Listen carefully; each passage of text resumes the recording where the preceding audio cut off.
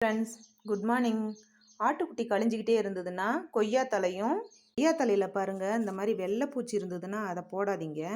அதெல்லாம் எடுத்துருங்க, நல்லா அலசிடுங்க. ஜீரகம் எடுத்து ஒரு ஸ்பூன் போட்டுக்கோங்க.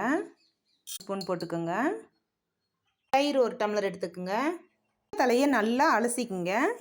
எல்லாம் ஒட்டுக்கா மிக்சியில் போட்டு அரைச்சி எடுத்துக்குங்க.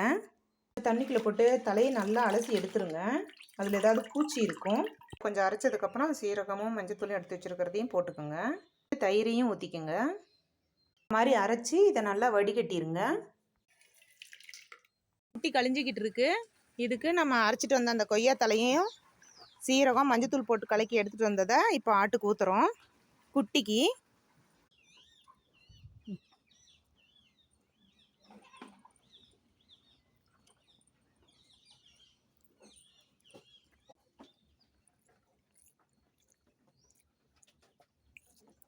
3 வேளை கொடுத்து பாருங்க, கேட்கும் நல்லா.